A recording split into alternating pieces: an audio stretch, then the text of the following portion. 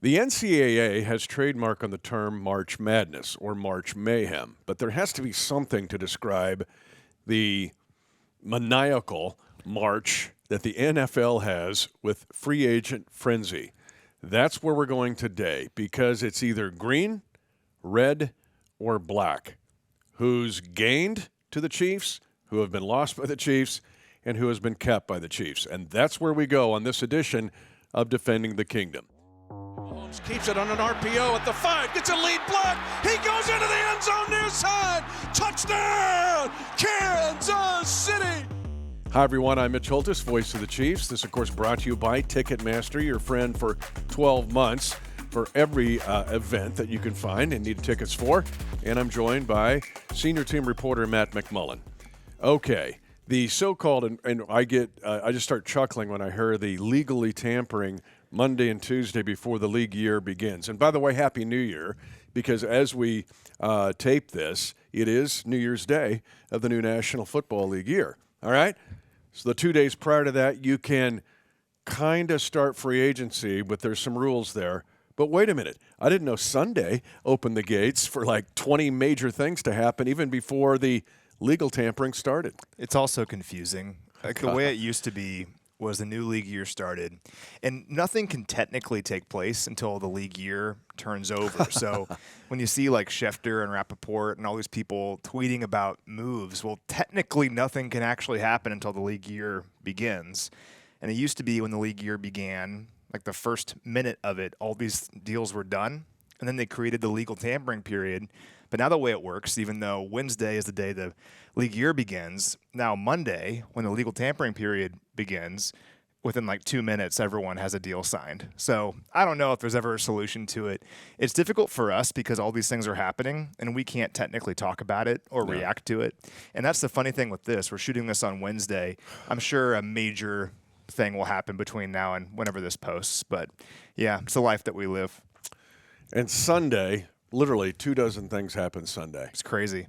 And it's like, wait a minute, when did Sunday start everything? And it is just pretty, it's nuts with free agency. But that's the National Football League world. Can't wait. Some agent's posting something, and then that gets everybody going. Or an insider takes the word of an agent and puts something out there, even though you can't officially comment on it. And there's scary stuff with it, too. Like, this doesn't happen that often, but occasionally something gets reported, and then the player changes their mind, or they fail a physical, or something happens where there's a reason teams can't actually talk about things until they're official, because before they're official, they haven't happened yet. And there's been a couple times over the last several years where it gets reported a deal is going to happen, everyone gets excited, and then all of a sudden it doesn't happen. But it's been crazy ever since, really, even prior to Sunday. But starting with Sunday, it has been nuts up until this point, and will remain so. And we're going to go around the world. We're going to do that too, because even free agent frenziness doesn't stop us getting in the space station and going around the earth. But one thing is I've noticed too, and this is a trend of the last couple of years, but especially with the salary cap increasing, and increasing more than maybe anticipated by some, the fact that the attempt and the ability to keep players has had more priority than ever before. Yeah. And football is a sport like that. It's why I get concerned about NIL and collegiate football, and then those players that are coming out of that space that come into the NFL space, because football is one that is not instant oatmeal.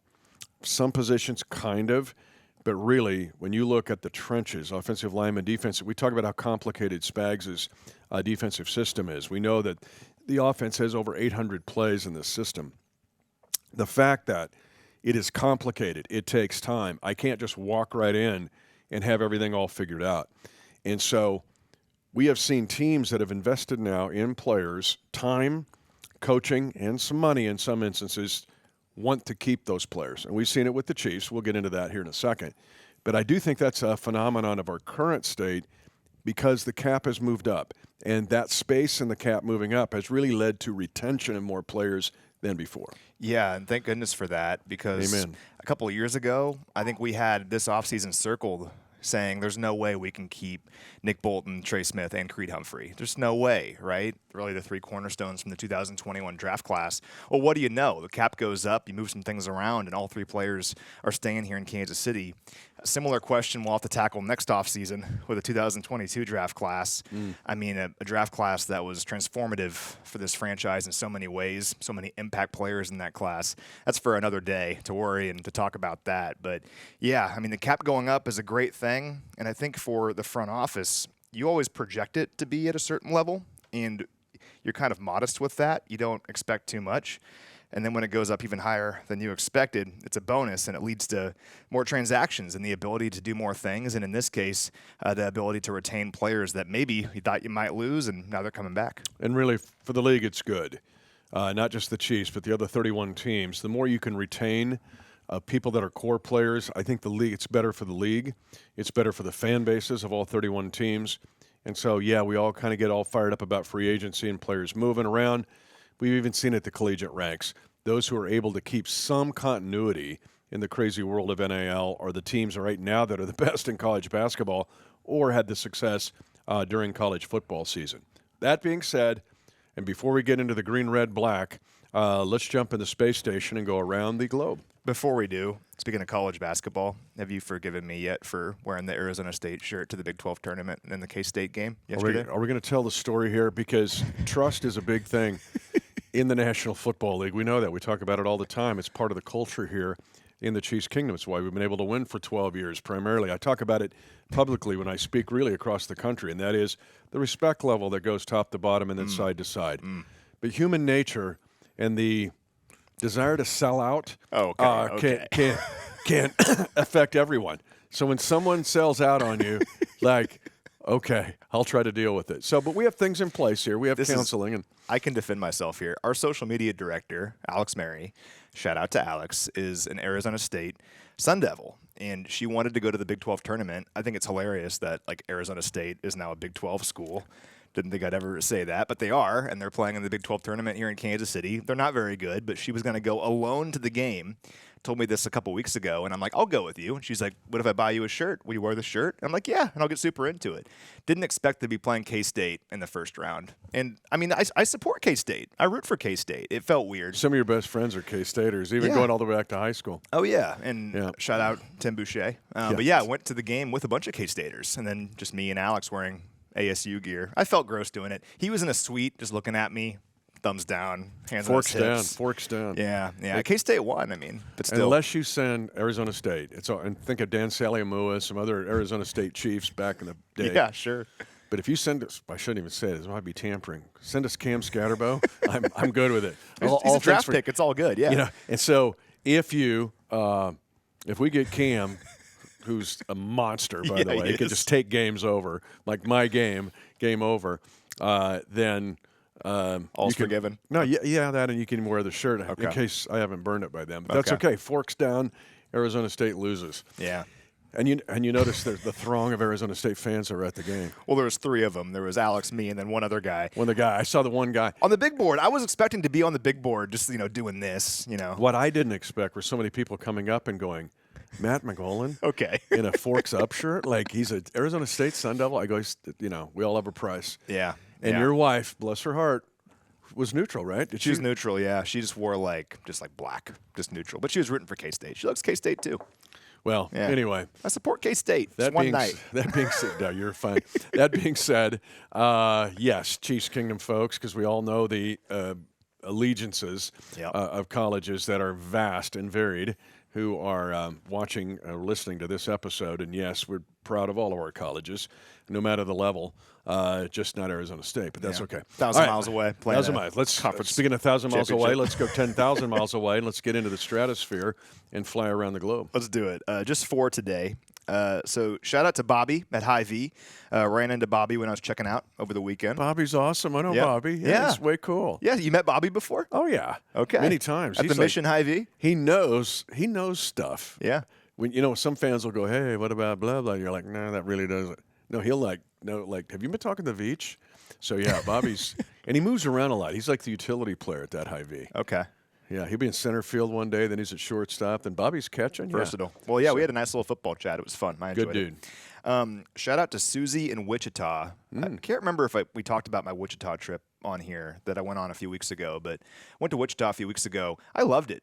I never really spent a lot of time there, but there was a lot to do. Bounced around to some restaurants and breweries. Went to the Tanganyika Wildlife Park, which is awesome. So had a great time in Wichita. So shout out to you, Susie. And what was the animal you had time with? A capybara. I had like an animal encounter with a capybara. It was awesome. It was so much fun. Are you thinking about having a capybara as a pet now? I think that's against the law. Oh, okay. That's another matter. If I could, that'd be great. And Yeah. until then, I'll just do it. What would Pip think of the capybara? Pip would not be happy about the capybara. Pip, we even talk about getting another dog, and we've toyed around with that idea, and we wondered, does Pip want someone taking away the attention? I don't think so.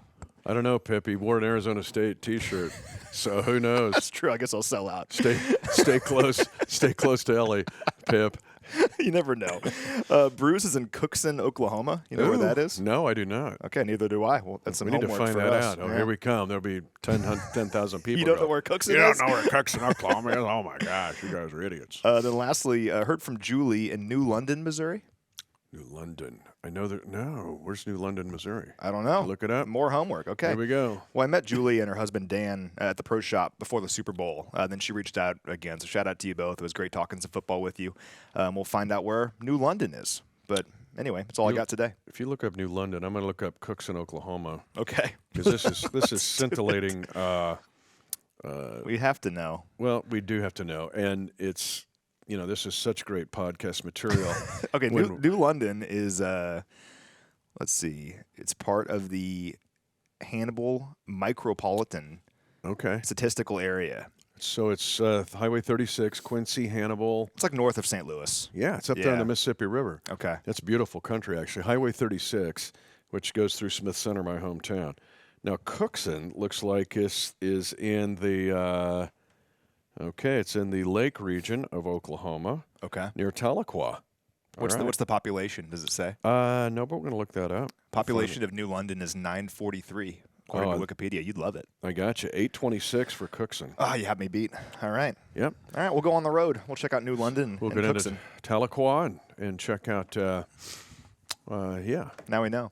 All right. We haven't been sleeping a whole lot with this free agency news, if you can't tell, but here we go. It's just nuts. It Always literally something. it blows you. Even while we were at the game, stuff was blowing up. Yeah. Like the phone just keeps D-Hop bzz, bzz, signing with the bzz. Ravens. Yeah. And, yeah. So one thing that Matt and I do is try to track this as close as we can, and things are color coded. And if you know me well enough, you know like my whole life is color coded. Yeah. But there is green, red, and black. Now, green is who you gain. Keep track of all 32 teams. And red is who you lose, although I love the color red. In this instance, it's and then black is who you keep. So it's through the off season, is this player green, red, or black? And for and all 32 teams do this. We chart them all. And in your spreadsheet, by the time you power off your computer, it's like outdated because 5 things just and you've got it updated. You're like, all right, it's updated, and then it's like, oh my gosh, now I have to spend another half hour updating it. It's nuts. Yeah, it is. I mean, just trying to keep track of all this stuff. It's the great thing about the league and the way it's designed is this time of year for every single team, like hope does truly spring eternal, where if you're a team that didn't win a lot of games last year, this time of year is like the best because you're seeing the different players that might help you win. Like, look at the Patriots, for example. Had a bad year last year, but they're on like a spending frenzy. And if you're a Patriots fan, it's exciting right now because you can project how the team's going to look next year with some new pieces. For the Chiefs, we know that there's some areas that this team could get better and still obviously a bad taste in our mouth from the Super Bowl. Well, how do you respond to that? We win a lot here. We all know that. But how can you be even better next year? And we're going to talk about the moves that we've made. But I'm pretty excited about this offseason. It's not getting a lot of buzz nationally because these guys aren't like signing $100 million contracts. But in terms of the players that we've acquired and the players that we've kept, in a lot of ways, I think we're in great shape for the draft to take truly the best players available. You never want to go into the draft saying we have to take so-and-so in the first round. It's not a good strategy. And the Chiefs, because of what they've done in free agency so far, I think we're in a really good spot right now to truly attack the draft and just take the best players that fall to us. And I'm going to call an audible. Usually we go in the green, red, black sequence, but let's start with the black because your point, excuse me, brings up the good point here of who we've been able to keep. Sure. Of course, if everybody knows, Trey Smith got the non-exclusive franchise tag. That means $23.4 million as it stands now against the cap in 2025. That's guaranteed money. But that does open up the opportunity to make a long-term deal. Basically, it's the one trump card a team has where someone wants to take your cards and you can lay down like an Uno, the draw 4 card or a skip card, and you put it down and they can't touch that player. And Trey Smith is that player currently for the Kansas City Chiefs. I think it's a big move because we also know disciples have left this building and we can think of 3 teams where they're right there. The Carolina Panthers being one, right? And also the Tennessee Titans and the Chicago Bears. And all 3 of them, when we were at the Super Bowl, asked all kinds of questions. And you were there, like we were in Radio Row, and I'm questioning, hey, what do you think about the game? And it's not, I don't have a chance to answer. And then they go, what do you think about Trey Smith? Yeah. And so he had all this interest. You knew somebody was going to come. Trey Smith wants to stay here. He is such a big piece of this team, more than what he does on the field. He's only 25, going to be 26, right in there. This move was protection to keep Trey Smith in the building and to be a Chief and to have his career move on with this franchise. It gets back to what you were saying earlier, that you make an investment in Trey Smith, and I mean, in so many ways, he might have been like the steal of the 2021 draft, getting a guy like that in the 6th round. And now, as it stands with this franchise tag, he's the highest paid per year basis guard in NFL history. You take a player like that, you develop him, you want to keep him around, and we'll see how these negotiations go. But Trey has just been like the perfect guy to have in this system where he just buys in fully. He's an amazing teammate, awesome guy off the field, and a really good player on the field at the same time. I remember when I was going out of town to Colorado to go visit Ellie's family during a round of OTAs. And at that point, Kyle Long was going to be our right guard. And we love Kyle. Kyle's an awesome guy, and he stays kind of in tune with the Chiefs kingdom. But you called me, and you said Kyle Long got hurt. And you're like, we're going to see what Trey Smith has. And wow. I mean, think about that 4 years ago. I had no idea that this guy was going to develop into a Pro Bowl, all-pro caliber right guard. And, yeah, hopefully we can keep him here in Kansas City. And using the franchise tag on him said a lot about what this front office thinks of him, because the way the franchise tag works, it's not just the guards who you're looking at their salaries and coming to an average. It's offensive linemen. And that includes tackles who are making a ton of money. So, said a lot about what this front office thinks of Trey Smith, and hopefully we keep him around for a long time. And that's a flaw in the system to me a little bit, is the fact that, but especially at linebacker, and because edge guys are thrown in sometimes with linebacker. I just call an edge guy a linebacker. Like Micah Parsons is a linebacker. No, he's really but an he's edge. not. Come on, dude. But yes, it's a flaw in the system where it needs to be the way we look at the draft now, where we break that down even further. But going back to Trey Smith, and people have said, because the tackles, obviously, particularly left tackle, premium position. But in this offense, those interior 3 positions are highly important. They're asked to do everything. This team runs a lot of power O stuff, meaning it's pulling from guard to guard, inside pulls, the fact of timing and setup on screens. It's not just drive-ahead blocking on leads or ISOs. They're asked to zone block, inside zone, outside zone, timing on screens. He's very athletic. Trey Smith is more athletic than he's given credit for. And I think that the league knows, but I think from a fandom standpoint, they go, well, he was a 6th-round draft pick. And another pet peeve of mine, it does not matter where you were drafted or even drafted at all. It's what you've shown in your career. And we have seen enough, all pro level from Trey Smith, to know that it's not just being a leader and a great guy in the locker room. This is a highly skilled offensive lineman who fits this offense. And what's Brett Veach always say? Quickest way to the quarterback is straight ahead. And when you have the best quarterback in the league in Patrick Mahomes, you want to make sure that he is protected across the offensive line. We're going to talk about the offensive tackle position here in a minute, but keeping a guy like Trey Smith, who's one of the best in the business at his craft, and he's young. How old is he, 25? 25. I mean, a whole career ahead of him, only going to get better. I mean, those are the kind of players you want to keep in town for sure. No question. The other one is Nick Bolton, and getting to stay. And you and I had a lot of discussions between the two of us. And when you watch things happen, it kind of, like, man, I don't know if this is going to work or if Nick Bolton can be re-signed. But to get him back and what the Chiefs have done here. One, again, there's more than meets the eye. For Trey Smith, there's more than meets the eye in the way that right guard position is so vital to this offense, because it's not something we watch a lot when we're watching a game, unless you review the video after a game. For Nick Bolton, we know how skilled he is, amassing all these tackles. He's a great tackler. But the fact that he's the green dot and the valedictorian of this defense in many ways, you can't necessarily easily replace that guy, especially in Steve Spagnuolo's system. So you and I love stats. We love stats. I've made it like my whole career. But Nick Bolton's the kind of player that the stats just don't tell the full story. And the one thing I keep thinking about with Nick, and I'm so glad that he's back, is how he's the quarterback of this defense. And we have examples of this about how it makes a difference. And we had Trent McDuffie on this podcast during the season, and he gave an awesome example, because Trent in Super Bowl 58, if you go back to that game, it's kind of a forgotten play, which it shouldn't be because it saved the game. But the Niners are facing like 3rd and 5, driving. They're in field goal range already, and it's right before the 2-minute warning. And Trent comes on a quarterback blitz. Brock Purdy's pass gets knocked down by Trent because he was in the perfect spot. The Niners kick the field goal. We know what happened next. Mahomes goes down the field, ties the game. We win in overtime. If Purdy completed that pass, or if they get a first down, the Niners are going to win the game, because they're going to milk the clock all the way down to 1 second, kick a field goal, I guess unless Moody missed it, but they're going to kick field goal, probably win. And we're going to look back at that and say, wow, we lost the Super Bowl. We won it because of that play and many others, but that play in particular. And Trent told us Nick Bolton called that play. Yeah. We called timeout right beforehand. Nick Bolton saw something, and he called that play. And Steve Spagnuolo trusted him. Without Nick Bolton, who knows what happens on that play? Who knows what happens in that Super Bowl? We have a ring on our finger because of that play in so many ways. And Nick Bolton is the reason it happened. So there's a bunch of examples of things like that we don't know about, that we never learn about, because we just see the end result of a play. But Nick Bolton is so valuable to this defense because he is an extension of Steve Spagnuolo on the field, and you cannot quantify that. Such an excellent point. We see the physical skills of a Trey Smith or a Nick Bolton, but what is not easily apparent are those inside stories of what they mean in every facet of this football team on and off the field. So to get and go into 2025 with Nick Bolton and Trey Smith on this team is a big deal. The other one is Hollywood Brown. The rocket never left the launching pad.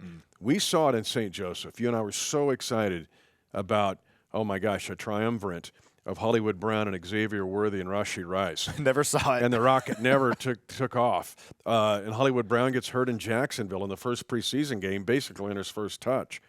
And only 9 catches in the very end of the regular season, 13 targets and 5 catches in the playoffs. That's it. So we were both thinking, are we not even going to see this ever? It's like having a great movie's going to be shown and they leaves the theater before you even get there. So I'm excited to see what Hollywood Brown can do a year into the system, already having a training camp, and his ability to team up. We'll see what goes on with Rashee Rice, his recovery, and everything else. But the fact that Xavier Worthy and Hollywood Brown can be together should get all the Chiefs Kingdom fired up. I'm such a Hollywood Brown fan, and I was devastated when he got hurt in the preseason. But for him to come back and really change everything on offense, he changed everything. The offense had a whole different vibe when he was out there late in the year, specifically against Houston and against Pittsburgh. Just the offense had more juice to it, I felt like, and just more options. It was more diversified. A couple of plays that come to mind.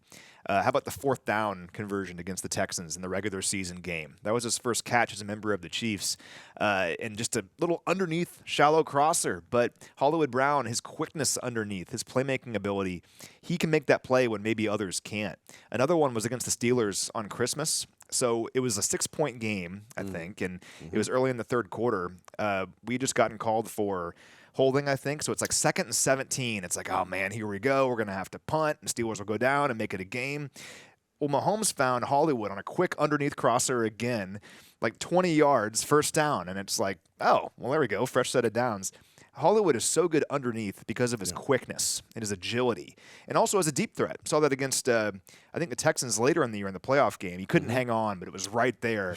He's a dynamic player who can do so much in this offense, and cannot wait to finally, after more than a year of waiting, to see him and Rashee and Xavier on the field at the same time. And what we saw in those 2 crossing routes you alluded to, and I remember seeing it in real time and then going back and reviewing the video, his ability to be a precise route runner. Precise, yeah. And to run crossers, to run posts, to run the push fade that's a big part of this offense. The slice route that I love that Xavier Worthy got down later in the year, it is a testimony to the precision, the steps you have to make.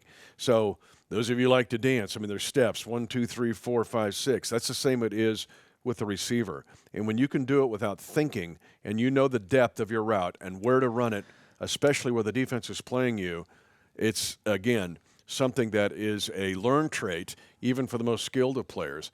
And the fact that Hollywood Brown is such a precise route runner just excites me to see where he can go from here. Because both of those plays, if you go back and watch them, Kels is the reason they opened up. Yep. But if Hollywood was too fast out of his break or wasn't fast enough or just didn't time it correctly, neither play works. And especially the one against the Steelers, you see him time it just perfectly in the zone defense. So, yeah, we could talk for hours about Hollywood, but so excited that he's back. And happy for him, too, because he wants to be a part of this. He signed here for a reason, wanted to come here and have a big year with Patrick Mahomes. It was taken away from him. It's a testament to him that he fought back and was able to play late in the year, but he deserves a full season in this offense, and we're going to get it. Hopefully the rocket launches because it really never left the pad last year. So black, if you're looking at the Raiders, is not a good color for the Chiefs Kingdom. But for us, when we look at the offseason and where we categorize these players, black can be a very good color in March, April, and May. And so we like that's where we're starting instead of making third in the sequence. So let's jump up now to green. Green means go, and green means gain. So who did you gain so far? And we'll start and do this in order. Jalen Moore, to get him from the 49ers. Interesting selection. The left tackle market in free agency, not vast. When you look at the draft, it's like almost every year where you get, okay, who's ready to start at left tackle, which is a premium spot. And even if you start at the tackle position in this league, look at the Chargers, what Rashawn Slater had to go through, or Joe Alt. There's still a steep learning curve for the most Penny Sewell. These guys, there's still, it's not instant they're going to go out there and become Anthony Munoz right away. All right, all that being said, for the Chiefs to get Jalen Moore from the 49ers was a significant move and work to be done, but you get basically the backup left tackle for the 49ers. And, oh, by the way, he backed up one of the best left tackles to play in recent years. Well, I've been thinking about this, and you make a good point about how even when you take a guy in the top 10, there's always a learning curve. What are the two ways to find a left tackle in the NFL, generally speaking? It's be really bad and pick in the top 10 and find a guy like Rashawn Slater or Joe Alt, or to be lucky and to have one of the best left tackles in the league hit free agency, which rarely happens, and then to pay that guy a ton of money, which is difficult, especially when you're a team like the Chiefs that has a lot of good players and are making a lot of money. It's hard to find that guy because those are the two main ways to do it, and the Chiefs are rarely in a position to do either. You like Moneyball, the movie?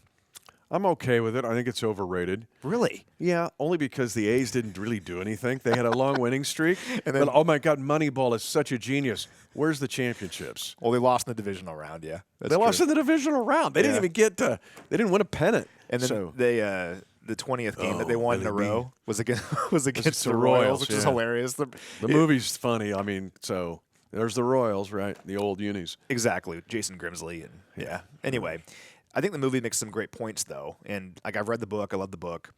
It's all about market inefficiencies and taking advantage of those. And even though the A's didn't win the World Series, they still found a way to compete with teams like the Yankees, who were paying teams a lot more money. Well, I look at this situation. What's a market inefficiency that we can target to try to find a left tackle for this team? And this might be a way to do it because, like you said, Jalen Moore was Trent Williams' backup in San Francisco. Trent Williams is one of the greatest left tackles of all time. So he learned from Trent Williams.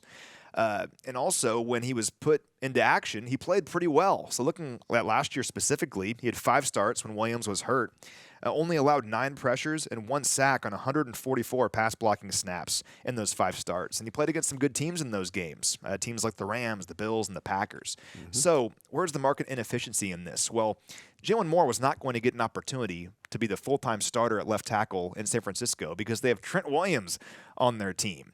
So he's not getting a ton of attention nationally because he's not playing a whole lot. But when he played well in their system. And I think this is kind of a savvy move by the Chiefs to identify a player like that, to say, hey, this guy played really well. He was blocked in San Francisco because Trent Williams was there, but had an opportunity to learn from this player. Let's give him an opportunity here and see if he can build on that progress, build on that success. And he's still young. So I like the move for those reasons. He has to come here and prove it and earn that spot. But at least so far, I think this is pretty savvy by the Chiefs to do this rather than maybe paying a guy a ton of money elsewhere who is okay but not great. You kind of know what he is. We don't necessarily know what Jalen Moore is, but there's a lot of upside there, a lot of potential there. So I'm excited about it. I don't think the Chiefs are done there as well. I think there could be more that could happen at that position or even along the offensive line. Not a lot of snaps, 827 snaps in 4 years. So that's basically 3 games a year. You mentioned thrust into the battle last year with Trent Williams' injury.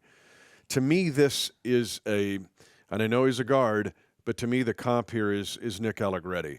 Nick Allegretti was a starting caliber player who couldn't start for the Kansas City Chiefs, but the Chiefs used him. A lot of tackle over tackle.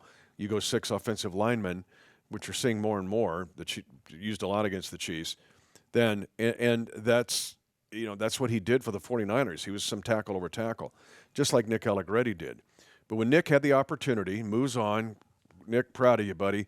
And the Commanders look like an up-and-coming team. Yeah. But Nick became a starter, a leader on that team.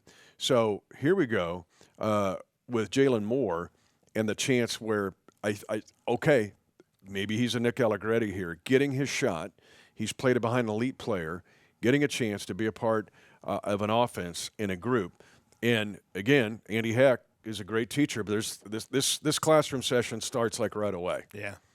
As quickly as you can, man. It's like, Jalen, you're going to class. I know everybody else is on vacation. You're going to be, as long as the NFLPA will allow it at the earliest, boom, dude, get your iPad open.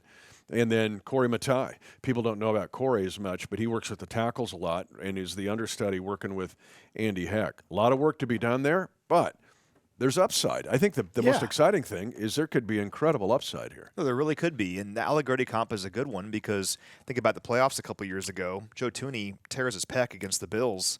I mean, for how many teams would that just doom everything? You have to go play the Ravens and the 49ers and those defensive interiors without Joe Thuney. Well, Allegretti steps in and played really well and was a big reason that we won the Super Bowl that year. Mm-hmm. Kind of a similar deal for Jalen Moore, not in the playoffs, but in an instance where he had to step in for one of the greatest left tackles of all time. And he played really well, and he took advantage of his opportunity. Okay, that's great. Now you're here. Keep building on that, and you have a great opportunity here in Kansas City. How can you grow into an even better player than you were in San Francisco? He's going to have a shot here to show us what he can do. We'll do these then sequentially because next would be Elijah Mitchell. And, excuse me, we've played the 49ers a lot. We've talked about that. And so there's more of a study here of Elijah Mitchell than a normal NFC team. And Elijah Mitchell, when healthy, was explosive.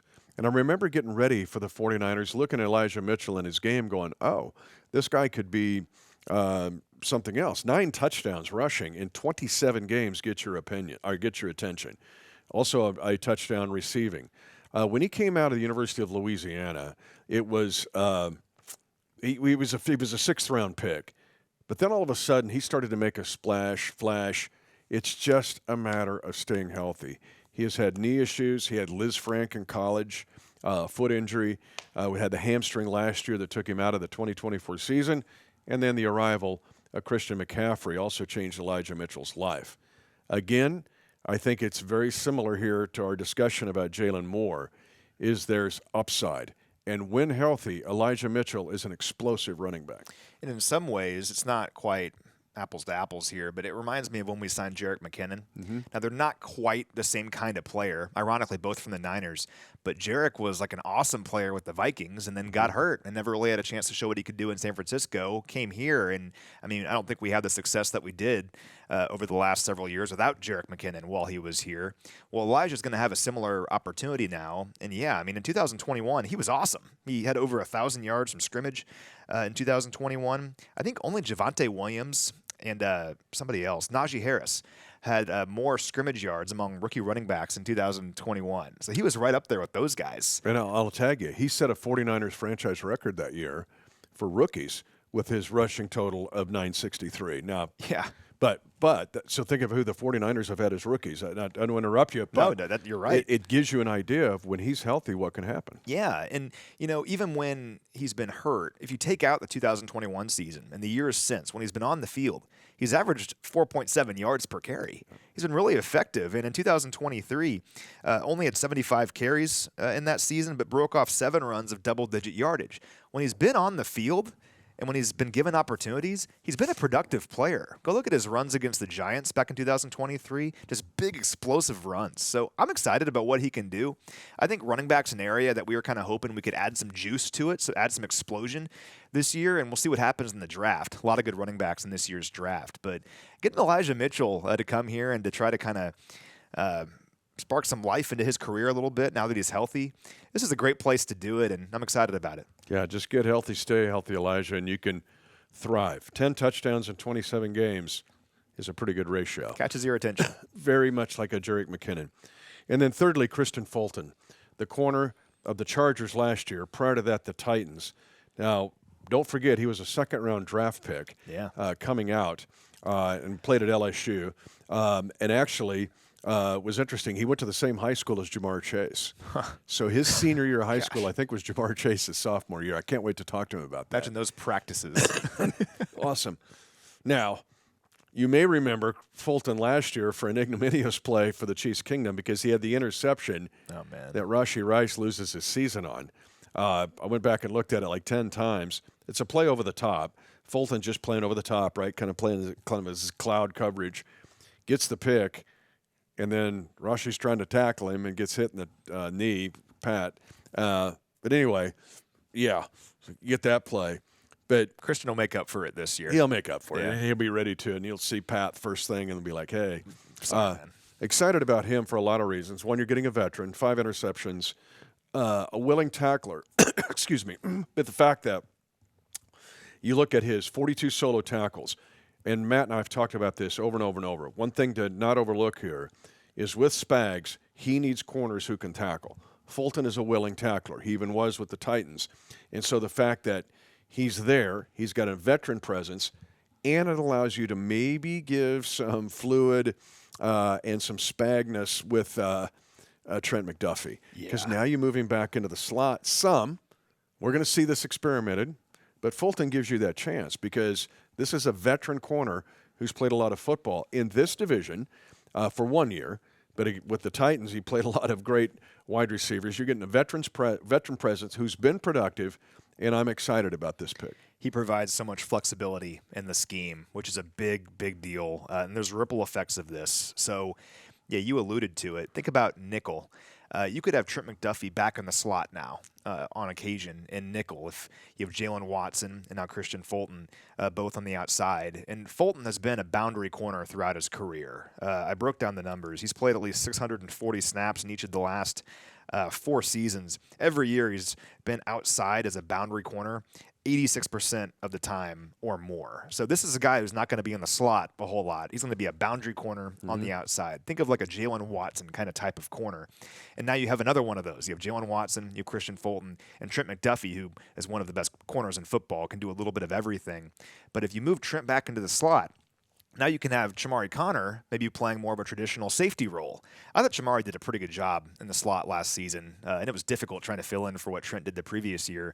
But particularly losing Justin Reed now, if you have the ability to move Trent McDuffie back in the slot, now you have Chamari Connor can play more safety over the top with Jaden Hicks and Brian Cook. There's more flexibility in the scheme.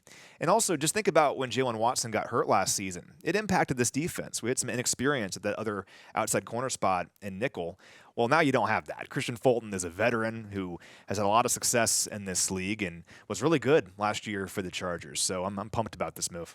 Yeah, you could see Chamari Connor go get into the Justin Reed role real easily because he's a very good run defender. He can play in the box, but he also can cover. And so the Fulton pick, I love what you said, it's a ripple effect. And being a boundary corner, so many times you're the short side of the field. And in football, whoever invented football was a genius because it's always odd numbers, 7 points, 11 players. And a field corner is going to play to the wide side a lot, but that means that's where your 6 guys are. Your boundary corner is where you have 5 defenders, and the sideline is your guy. So many times you're out there with not always a lot of help. And so it takes some courage and let's go, and particularly against the run. Or what we've seen the Chiefs do better than any team I've seen, the bubble screens, the tunnel screens. And a part of that is Nick Bolton getting out there and the linebackers having speed. The other part of that are the corners being fearless. Because if they're not there, they're like the edge defender on a running play. And so Fulton, I see that. I'm excited about him. I think he can flourish in this system. I've been talking about him all day. Like with our social team, they're asking about him, and I was like, I think this might be the move I'm most excited about, just because of the flexibility it adds. And again, you look at this scheme defensively with Steve Spagnuolo. Adding a player like this of his caliber, it just gives you so many options and the flexibility within what you're already doing. So, this is the kind of move. These are the things that Brett Veach does so well, and it reminds me of when we signed Drew Tranquill a couple years ago. Didn't really see it coming, but it happens, and it's like, oh man, like that might be a big deal at some point during the year. So fired up about this. I'm fired up. So the last category is red, who you lose. It's a fact of life in the National Football League. It is not easy. Matt and I'm going to put something on social. I was going to earlier than this, and I just can't get ready to type it. Because we develop relationships with these guys. These are special guys who are moving on. We have won rings with these guys, multiple rings with most of them. So it's hard. It's hard. It's super hard. We get to know these guys and their families, like at the Super Bowl parties, and you get to know them. And we talk about this every year, that it's difficult because it's a business. We get that. And we're excited for a lot of these dudes because they're getting a lot of money. Like Deshaun Wharton comes to mind. Oh, I love it. But at the same time, they've been a part of our lives and kind of a part of our family in a lot of ways for a long time. We've reached the mountaintop with them, and it's difficult to say goodbye to them, at least for now. And neither one of us are going to apologize for that. And one of the reasons this franchise wins, we've talked about it, is the fact that the relationships that are built to get you through the difficult times. And these guys are all that way. I mean, what would Joe Thuney, of course, traded to the Bears, a 4-time Super Bowl champ, we know, he saved the season by going out and playing left tackle. He's the MVP based on the player awards. He's the Derek Thomas MVP for this year, as voted on by the locker room. A guard/tackle. Yeah. Like, it's just incredible. And being a first-team All-Pro twice tells you everything. Justin Watson. And I remember those first – in Pat's own OTAs before OTAs starts, like, who's this guy from the Buccaneers who played like at Penn? Like, he's fast. He is 4'4". We saw him do so many big things at the right time. 9 touchdowns. But for Justin Watson, it was making big catches at critical times in the playoff run, 2-point conversions. And kind of when you needed something, like what's even – and there would be Justin Watson to make a play. Fearless dude, great dude, wish him the best with the Texans until we play him. We play him this year. But this is one, we'll just start with these two. Let's just start with Thuney and Watson moving on and how these hurt. Let's just be honest. They hurt. We'll figure it out. You got to move on. It's the way the NFL is. But you give these guys their respect. Thuney is just the ultimate pro. Think about the 2021 offseason. It was all about rebuilding the offensive line, and we gave Thuney a huge deal. And a lot of times free agent deals, you look back at it, you're like, oh, that was okay. That was an all right investment. I mean, that might be one of the greatest free agent signings in Chiefs history, just considering how he helped stabilize everything on the offensive line. If you look at Pro Football Focus numbers, he was like the best or the second or third best at worst every year he was here at his position. And then, to bounce outside at left tackle the final however many games of the season this year really did save the season in so many ways. And he's a primary reason we got to the Super Bowl, considering the situation we were in last season. So Joe's the best, and I'm happy for him to go to Chicago and hopefully have a lot of success there. It's difficult to say goodbye to a player like that, but he helped us win, and flags fly forever. I always say that, so so glad Joe was able to help us win. And for Justin Watson, just an amazing story. Originally came here with nothing promised or guaranteed. It was just a matter of, hey, you're going to be out there with 50 other guys, and they're all vying for a spot too, and we'll see what you got. And he not only made this team, but he helped this team win playoff games and get to the Super Bowl and win the Super Bowl. we had a chance to meet his family several times. They listened to DTK, which I thought was cool, and his family's awesome. And we had him on our show during the season. He had some really inspirational things to say about his brother.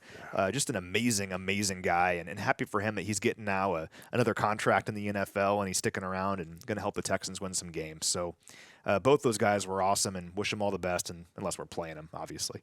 Yeah, I mentioned, Tooney again, that to play guard in this system, is it a zone run scheme? No, it can be. We do that.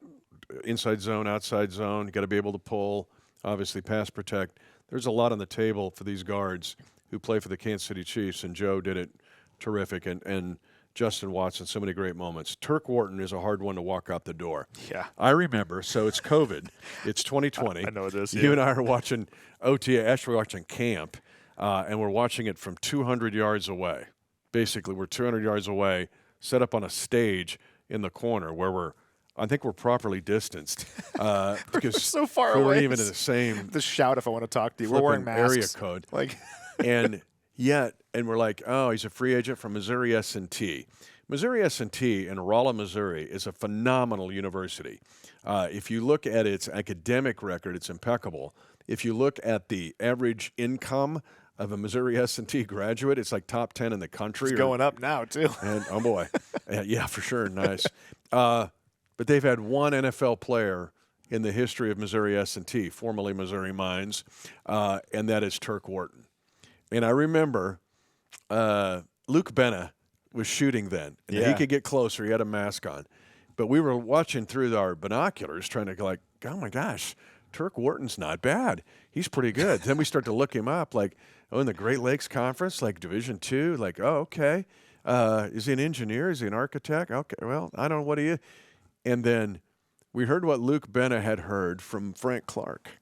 Oh, yeah, that's right. Remember? And Frank Clark was going, Like Frank Clark had given Turk Wharton his seal of approval long before the Chiefs Kingdom even knew who Turk Wharton was. Man. And look what has happened over the last several years. 3 postseason sacks. His postseason play, he has made giant, impactful plays. And his ACL injury really set him back. Athletic, quickness, toughness. Carolina, you're getting a great player and a person in Turk Wharton. This one hurts to see him go out the door. Yeah, it does. I remember you texting me asking when Turk was going to get fitted for his gold jacket back in 2020. You're like, this guy's like really, really good. And just watching him, he had some like ludicrous stats at Missouri S&T, like truly ridiculous stats. But he went to a small school, and the competition was so-so, and just didn't get a lot of attention in the draft process. And he was a little bit shorter, right? So he didn't like hit these measurables that sometimes NFL scouts look for. What did he say to that? I don't care. I'm going to go out there and ball out and be the best player I can be. He helped this team win year after year. Had a lot of success. Never complained. Always just did his role. Tore his ACL, like you said, and just fought back to now get a big contract from the Panthers. This is what the NFL is all about. In the end, it's guys like this who are not given much of a shot to find success. They get one opportunity, and they make the most of it. And they turn it into generational wealth for him and a long NFL career. I mean, just really, really cool. So I think we kind of felt the same way about Nick Allegretti last year, where a player that you're like, he probably is going to go somewhere else and find a lot of success because he played way better than anybody could have anticipated. And we were happy for Nick, and we're happy for Tershawn because he deserves it. Justin Reed going to the Saints. He'll join now the New Orleans former Chiefs. They need to change their nickname from the Saints to the FCs. Let's go over it. So Tano Passanio. There's 6, I Tyrann think. Mathieu. Yep. Colin Saunders. Dan Sorensen isn't there anymore, right?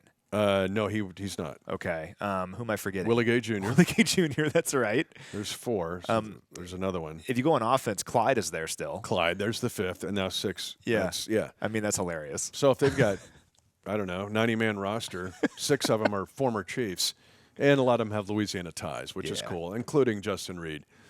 Boys said Justin Reed might be president of the United States someday. His family, I remember a conversation I had with his family. His dad, his uncle, his cousins. This was the most impressive group of humans, and it was in Baltimore, I think, prior to the AFC Championship game in the 23 season. But I remember seeing Justin after that, and I'm going, you're like the 9th smartest guy in your family, right? Toughness. You look at what he did in winning 2 rings with this franchise, and not just to handle the complexities of this defense, to make everybody around him better. Again, a fearless player, 70 solo tackles. And so this one hurts too. We were expecting it. And I still see an image. I'll see it as long as the Lord gives me oxygen on the earth. At the end of Super Bowl 59, you saw him turn and hug guys in the rest of the secondary. Yeah, they just kind of know. They know. Yeah. They know. And I thought, okay, this will be one that see him go out the door. But I wish nothing but the best for Justin Reed. We'll see him at reunions. We'll probably see him at some political rally, but a guy that's incredibly intelligent, incredibly tough, a great football player, and I'm glad he's in the NFC. So Yeah. Go get him, Justin. And a great leader, too. We talk about the 2022 draft class and its impact, and the Fab Five.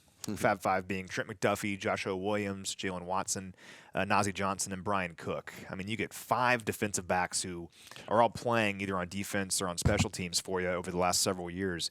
But those guys were all rookies back in 2022. And Justin Reed, I remember it clear as day, him being this amazing mentor for those guys and such a role model for them and just helping them along. And I don't know if the 2022 draft class develops into what it is now without Justin Reed being the leader that he was for this secondary. And also just a really good player on the field at the same time. And yeah, I'm with you. It's difficult to see guys like this go. I should have mentioned it with Turk.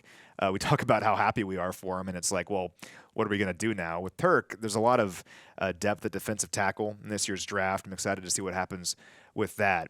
With Justin Reed, this is a great opportunity for Jaden Hicks, Brian Cook, and Shamari Connor. Yep. And you draft and develop players for situations like this. Jaden Hicks might have been one of the steals of the 2024 draft. Just a really good player that showed us some things last year. He's going to have a chance to maybe start on this team in 2025. We know what Brian Cook can do. And then Shamari, again, the ripple effects of signing Christian Fulton allowed Shamari to maybe be more of a safety than just having to be that nickel corner. Yep. So we have depth there. We have young players there that I'm excited to see what they can do with their opportunity. Really difficult to see a player like Justin Reed leave, but I think he left this place better than he found it, and in a lot of ways he left it prepared for his departure because he helped a lot of young players along and helped a lot of young players kind of discover what kind of players they could be. Great person, great player, great family. So, Justin, go get him. And then finally, Samaje Perine. Okay? I'm sorry. This one This really is hurts. difficult. I know it stinks. We love Samaje Perine. Well, I just remember when Veach said, hey, we got him. And I thought, we're going to win games. He won games for this team. Yeah. Now he's going back to the Bengals. Wish you the best. Just not against us. We don't play him this year in the regular season, so maybe in Which the is playoffs. crazy. We play him every year. Every year. But we've got the old regulars, the Bills and the Ravens. And Yeah. But his play that sealed the AFC Championship game in a 32-29 win over the Bills to make NFL history, because the Chiefs, again, didn't win at Super Bowl 59, but we were the only team to win back-to-back and make it for a shot. We all know that. But Perine, the 2 plays, that one will be there as long as the Lord gives me oxygen on the earth. And, yes, I poured water on my head when I found out we got him. The water had moved down my face when I heard he went to the Bengals. I'll just be transparent. Yeah. But his blitz pickup of Derwin James, you said something a long time ago in this podcast about the quickest route to the quarterback is up the middle. Mm-hmm. Derwin James was coming free up the middle to destroy Patrick Mahomes. In a split second, his head gets turned. He gets jacked up by Samaje Perine on one of the best blitz pickups by a running back I've seen in my brief 31 years in this league. Being a third down back is one of the most thankless yet critical jobs in football because you have so many responsibilities that no one really talks about. Things like pass protection. You have Derwin James bearing down. You're the only guy in between Derwin James and Patrick Mahomes, and Samaje made that play. And the Chiefs win that game in part because of Samaje Perine. And obviously also what he could do in the screen game. We loved that. He had the awesome play against Pittsburgh where he was on the ground and catches Mahomes' He's little on flip. his back. Yeah, he had the big play against Houston in the regular season near the end of the first half. then obviously sent us to the Super Bowl with his catch against the Bills. A lot of good memories with Samaje Perine. This is one of those areas where the Chiefs have got to find a third down back, and it's hard to find them. Samaje was really good at it, but I remember this. What gives me comfort is I remember talking with you at a restaurant in the Crossroads in like July of last year. We're like, who's the third down back going to be? Because we were trying to replace Jerick McKinnon, who was also really good as a third down back, and we ended up with Samaje Perine. So Brett Veach will figure it out. We'll find a good player to handle that role. But that's kind of one of the storylines, I think, of the draft, of OTAs, of camp, is finding who's going to be that third down back with Samaje no longer in town. If you're a really good Kingdom defender, you binge on these and make sure that you reference these to past episodes, because in this time you're going to go, well, wait a minute, Mitch is like so distraught. Go back and listen to the previous one, because that's what triggered the thought. You talk about Veach. My trust is in Veach. Infrastructure, that was the biggest part of that. That episode was infrastructure, and that infrastructure is in place to handle the cap, to continue to fill in the holes. You say goodbye to guys you love. You'll see them at a reunion. You got to fill in the gaps and hope that you can continue to win, and that's where we're at. But not easy. I don't know what the NCAA has on all of the copyrights of March Madness, Mayhem, Mania, whatever, but there's got to be one in the NFL for what March is now in free agency. Yeah, there's got to be. And, you know, the Chiefs made, obviously, that we've talked about, a couple of big moves here in the first week of free agency, but Brett Veach does his best work in the weeks following free agency. We see it every year. And what we've talked about over the last, hour is a great example of that, because when Justin Watson first signed here, it was not the front page of ESPN. When Tershawn Wharton joined the Chiefs as an undrafted free agent, it was not the front page of every newspaper in the country. But those players helped us win, and we are currently mourning their departure. So Brett Veach is going to keep finding these players that maybe we don't know their names right now, or they're not considered a huge deal nationally. But Brett Veach and his staff are so good at finding players that come in here, they buy into this culture, they buy into this system, they improve, and they help us win. And I'm excited over the next several weeks to see who those free agents that come in here are. The reserve futures guys are always fun to break down that already signed here months ago. Yep. And, of course, the draft and the undrafted free agents. This team got better this week, I think, and they're going to continue to get better here over the next several months. The team-building aspect is always so much fun to follow. And this team has a chip on their shoulder right now. I mean, you win all the games we did last year, but you end it in a way you didn't want to. This team's fired up, I think, and ready to get after this season. And we're going to get some guys here that maybe aren't a big deal right now nationally, but I think when it's all said and done, might be a big deal in the end. So, Matt, a lot of you in the NFL get excited. It's free agency. Wow, we got to have something, man. We got to have something to give us juice. For Matt and me, we go through every emotion: excitement, disappointment, sadness. But every year we do it because it's either green, red, or black.